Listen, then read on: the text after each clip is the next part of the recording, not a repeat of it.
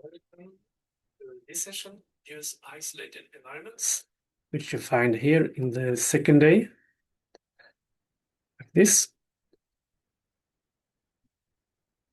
So, in this session, you will, in the exercise, look into the documentation of your cluster. We will also look at which isolated environment tool is the best one for your HPC cluster, and also how to work with isolated environments.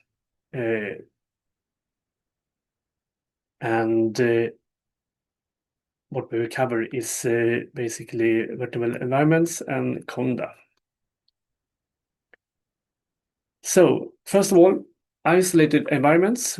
We can compare to the last session where we spoke about general packages, which can be reached as soon as you load a module.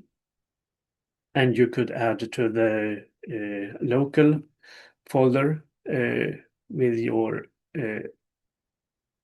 own installed packages. So isolated environments, we have an example here. Maybe you have been using TensorFlow 1 something for your project. And now you need to install a package that requires TensorFlow 2. But you will still need the old version of TensorFlow in your project for reproducibility.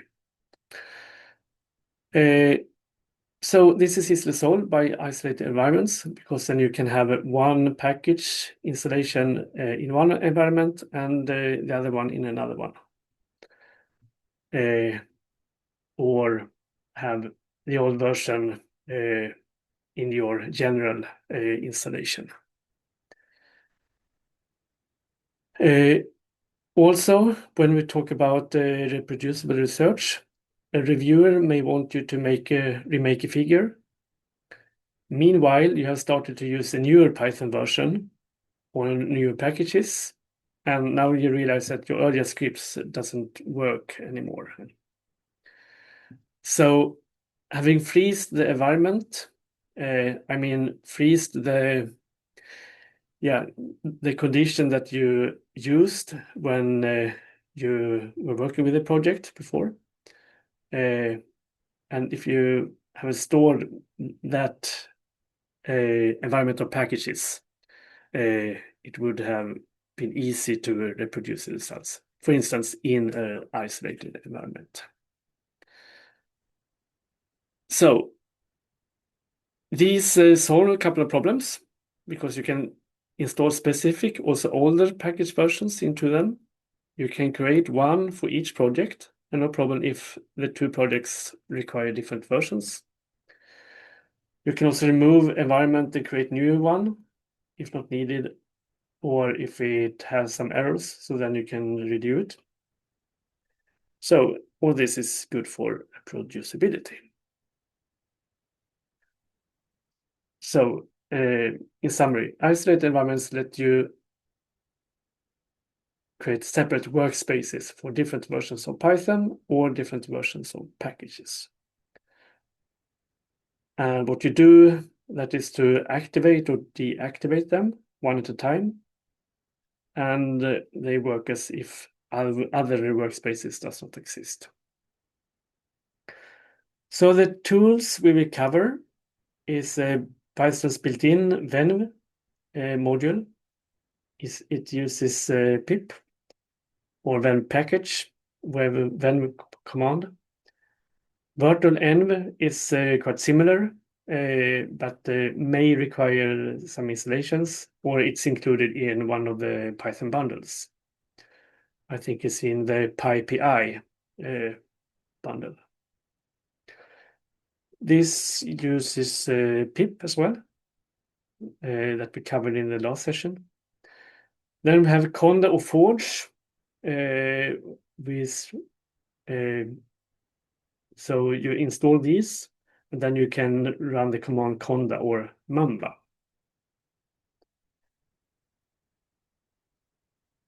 I I can mention here as well that there are other tools perhaps covered in the future. We have Pixie, for instance, which could replace Conda. This allows the developer to install libraries and applications in a reproducible way cross-platform. So like Conda, Mamba, but faster, I would say, and a bit easier to use. Then we have UV, which would replace pip and virtualenv. So an extremely fast Python package and project manager written in Rust.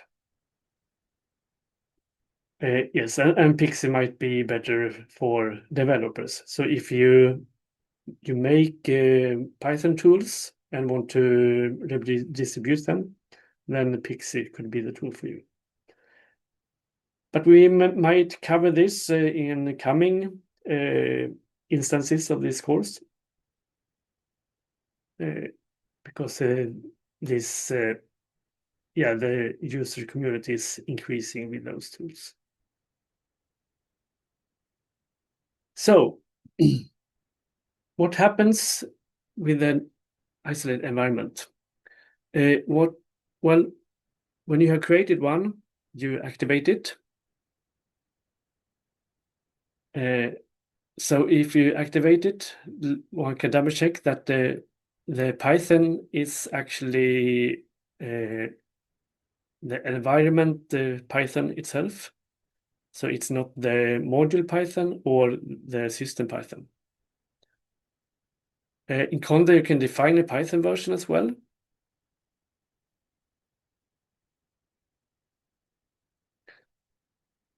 And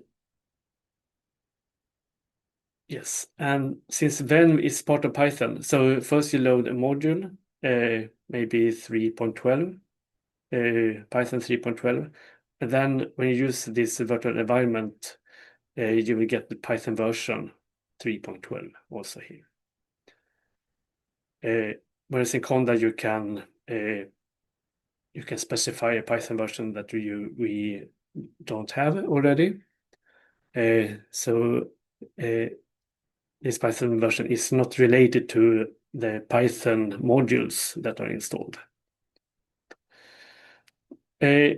One can check the environment, which packages are there. So you check with pip list, at least for, it works in conda as well, but it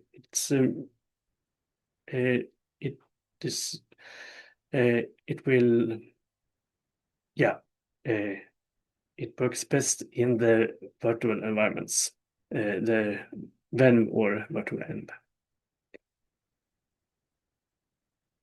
Conda can only see what you install for it, whereas the other ones also see packages if you allowed for that when creating the environment.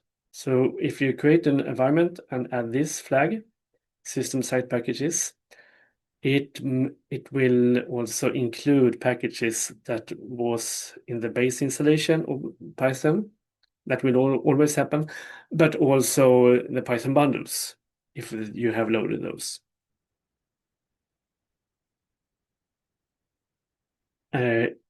When this is activated, you can work in a Python shell or an IDE, or run scripts dependent on the packages now installed in your environment.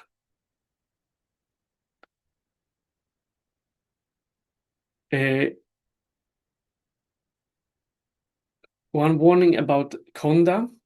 Well, it's good in many ways, but can interact negatively if you're using Python modules at the same time. And also if you have the base environment always active, because this may give some unprepared bugs. Yes. And of that reason, it's not recommended at all at Claremar. At the other clusters, yes, but handled with care. So thinking about this, that if you have a base environment already always active, it may be, yeah, there might be some problems if you try to load ordinary Python modules, Python software modules, that is. So here we have at the different clusters. For Alvis, for instance, they recommend virtual environment and conda if you use a container. Bianca, we actually recommend conda because it's much easier because we have local, we have conda, the conda repos mirrored on Bianca. So when you install conda, you will get the packages from this local repo. So you don't need any internet. Otherwise, you have to use venv via the wharf. And then for the other ones, Cosmos and Dardel, we have Anaconda or Miniconda software modules. You load these, and then you can use the conda commands. KVK, as I mentioned, venv only, Lumi, conda in container. Pelle, we have Miniforge, Tetralit Anaconda, and Lumi, conda containerize. Oh, okay. Yes, this is the same. Sorry. So the tip is try venv first. If very troublesome, then try the conda, because conda is better when it is large things and lots of dependencies. Then conda might be more straightforward because it's better in solving version conflicts between packages.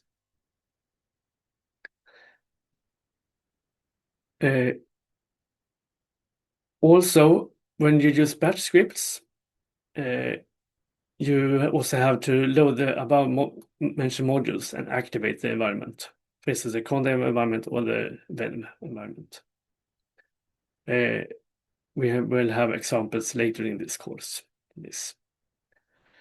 To see which Python package you yourself have installed, you can use pip list user. Or, okay, this user, then it will actually take, yes,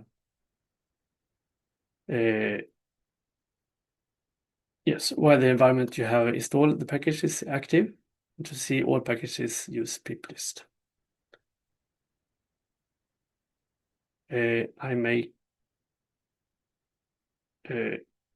Yes, we can look at this later. So here are the workflows for venv or virtualenv, and I will focus now on venv only because virtualenv is quite similar, almost completely interchangeable. So virtualenv supports older Python versions and has some more features. You have to install it also. Venv is the standard library. So the difference is seen mainly in the first step when you create an environment. So here, in both cases, you have to load the Python software module with a specific version, the one that you need. And then you either run the virtualenv command or python-m venv command.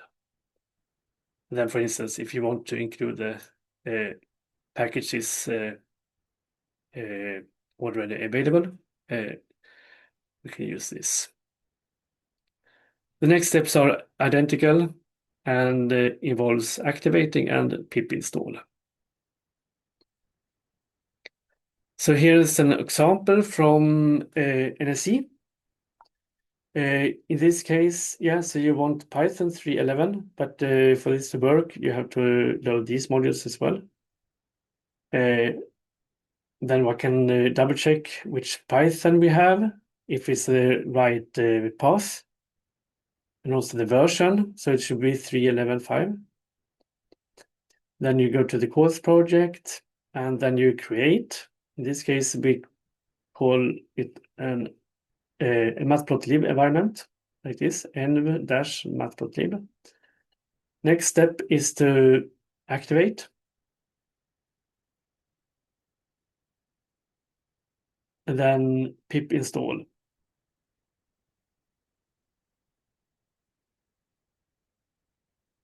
Matplotlib. There might be an error here. I didn't see that before. We should look here. Exercise 3. So the typical way is that you do this source and then the project name. This is example. You could need the path also if you are not in the right folder already. And then bin activate, it should be. Bin activate. Yes. Yeah, like that. Yeah, sorry for that.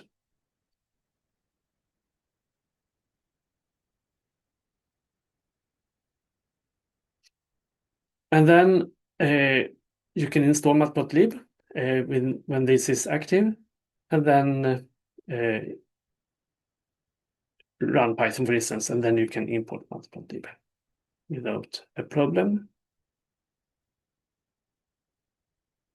Yes.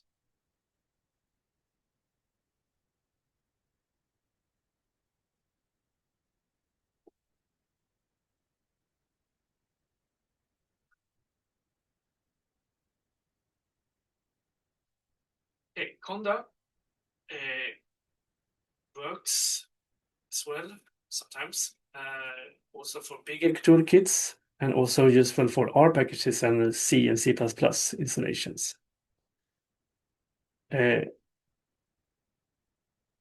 Yes. But conda will always require you to install all packages needed. So it can't use any installations from before. It has to create everything from scratch. So as mentioned before, you shouldn't having a Python module loaded and packages are in will not be used by this isolated environment. But also, as we said before, you shouldn't load the Python module either, because it could also create some clashes when you try to run commands.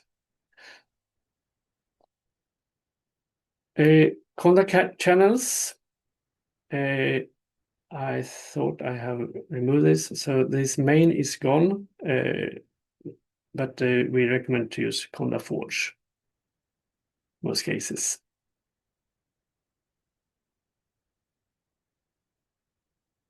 Yes. So the drawbacks, I said this before, it cannot use already installed packages from the Python modules. Instead,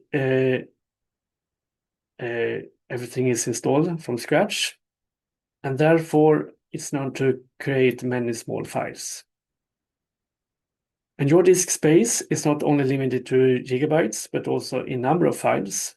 It could be, for instance, 200,000 or 300,000 files in the home folder. So it might be better to actually force conda to install in your project folder, where you have more number of files. You can check your disk usage and quota limits at your cluster, following the documentation for that.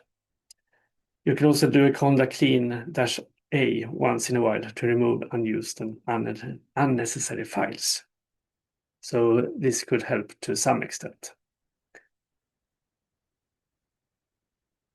So by default, stored in your home folder in the .conda folder.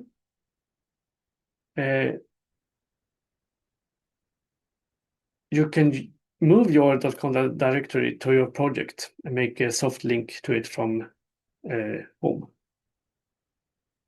That is one way to do it. And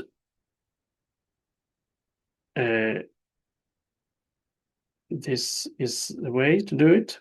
But if you have several projects, this might not be the solution, because then, yeah, you can only have one link.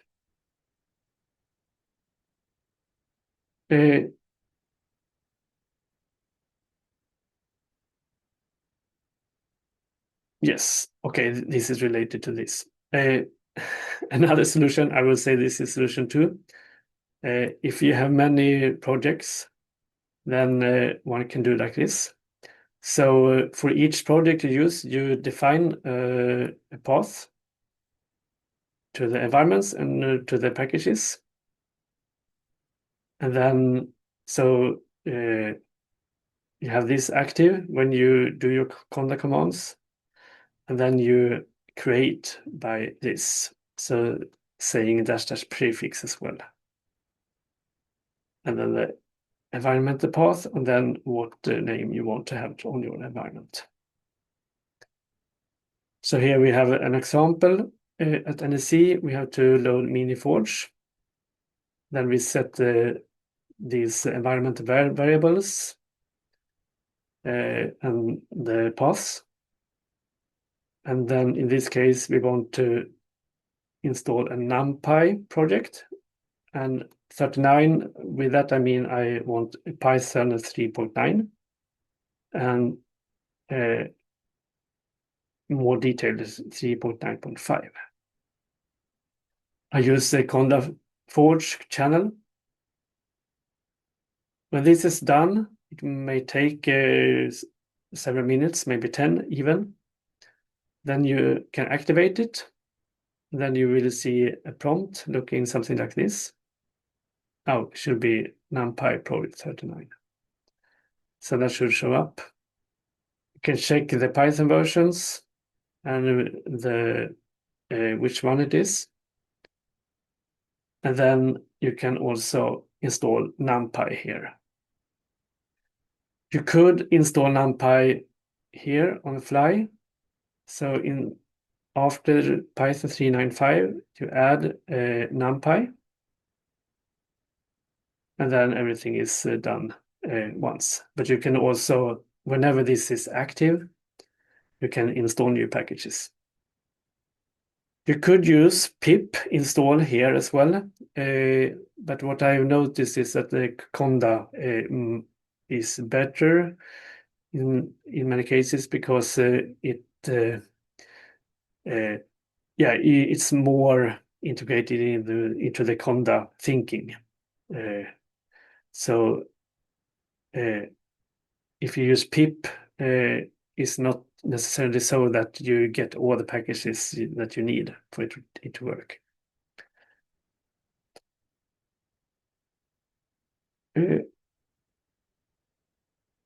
Yes, if you pin conda, use one single equal sign instead of the double equal sign like we found in the pip installation.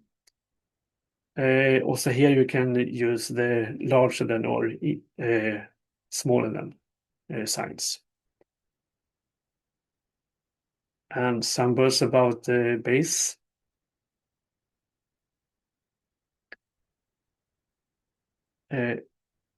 So if conda is active, by default you will be in the base environment, which works in the same way as other conda environments, that you get the ordinary base tools, basically. Yes, some core system libraries. And it's a best practice to avoid installing additional packages into your base software environment. It will work, but it's not recommended because there might be some bugs coming up. And here's a cheat sheet. And yes, here we have some notes about the conda vs mamba, and also other ones, poetry pip. So yeah, mamba, for a while at least, it was a subcommand that made the conda installation process faster. But then I think conda was updated, so the conda command would work as good as the mamba command. Yeah.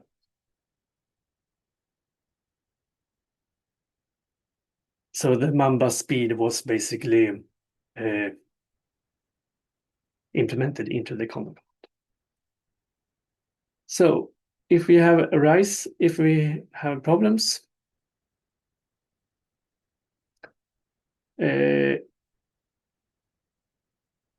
one can, yes, there are conda module systems, as we saw before. You could also install your own version and maintain it yourself. So having that in your project folder or in the home folder, a mini conda or mini forge. You can also read more here, and also some best practices. The last thing I want to cover in this session is installations from files. So all centers had different approaches in what is included in the module system or not. So therefore, the solution to complete necessary packages needed for the course lessons, different approaches has to be made.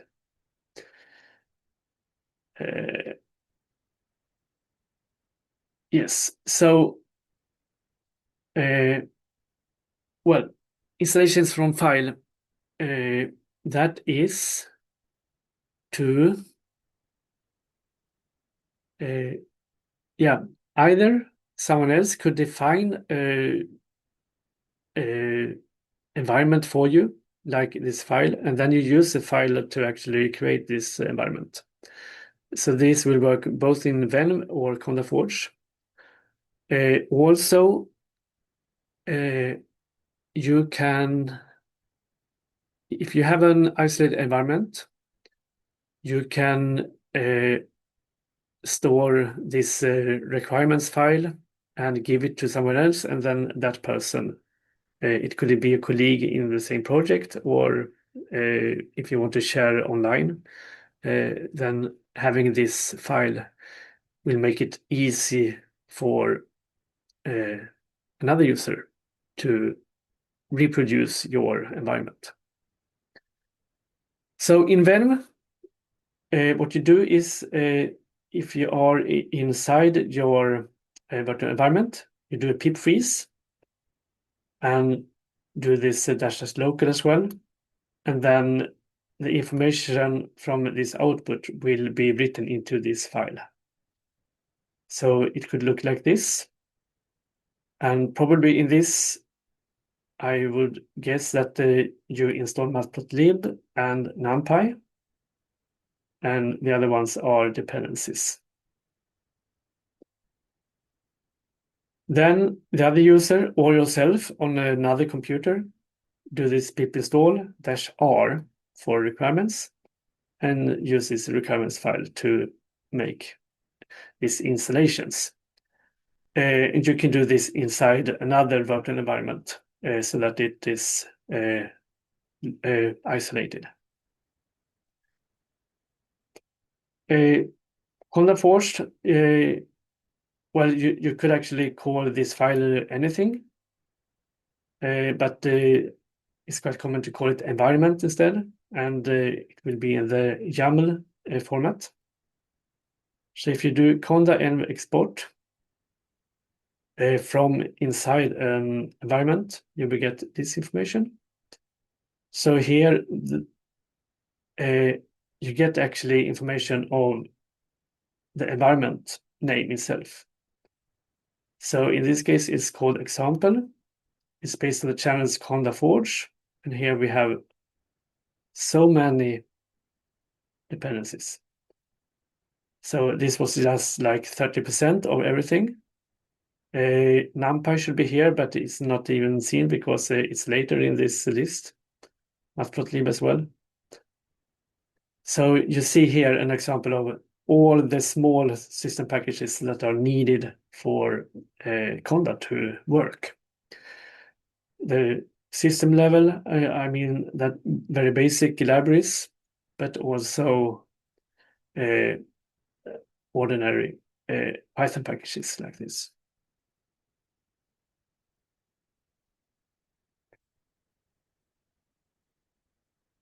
Yes.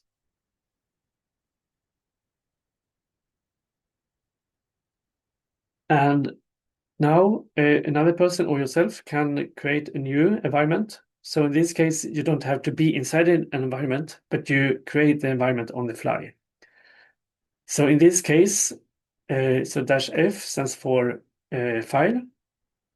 And then what is inside this YAML file will define your environment. So in this case, it will give the name example. Maybe this is not what you want, but you want to have another name, then you can add this -p, which stands for path or prefix. And then we have a renamed version, including a path maybe.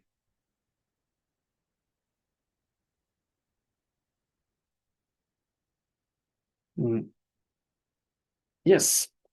So the exercises here, you can read themselves. But you need to be able to do the other lessons from home. You need to prepare the course environment. So this exercise 2 is rather important here. And we have different solutions for the different clusters. And with that, yes, maybe there is another, yes, the key points here. So with the virtual environment, you can tailor an environment with specific versions for Python and packages, not interfering with other installed package versions and packages. So you can make it for each project you have for reproducibility. And the different tools we covered here was the venv and conda. So venv is mostly forward and available at all HPC centers. But the thing here is that it only supports Python packages, and it could be cumbersome if there are very many dependencies. A conda is recommended at some clusters, so these supports more. So for instance, I saw that when installing Spider, for instance, it was much easier in conda compared to venv. I had to make sure and make specific steps to make it work inside a virtual environment. But in conda, it was more or less, it worked from the box, more or less. With conda, do not use together with the Python software modules on the systems. And we recommend to install in project folder due to the many files. So move from your home and put them in one or several project folders that you have. And here we have documentation at the different centers.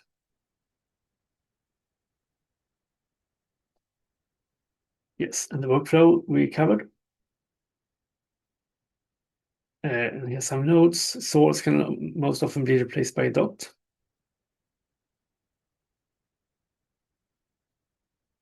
Yes, and this is actually what I meant before. I don't know why this was written before. So we have to omit this -s user. Otherwise, if you use -s user inside an environment, it will actually install it in the user folder. And here we also have about no cache deal. That is to avoid it from reusing earlier installations from the same user in a different environment.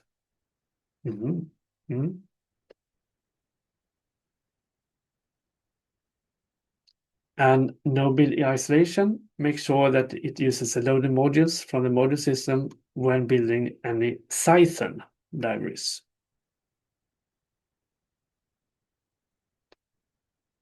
Also, so this could be good to add sometimes.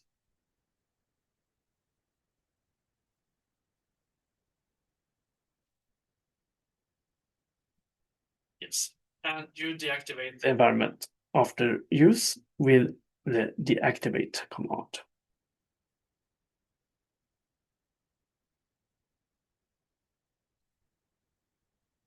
Yes, and system site packages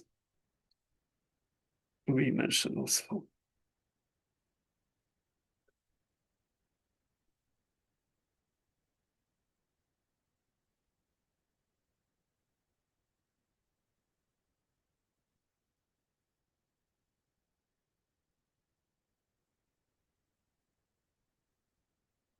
So here, for instance,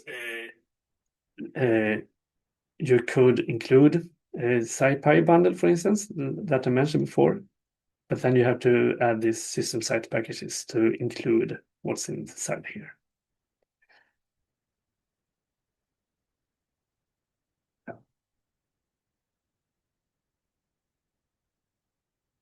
Okay, I think this was all.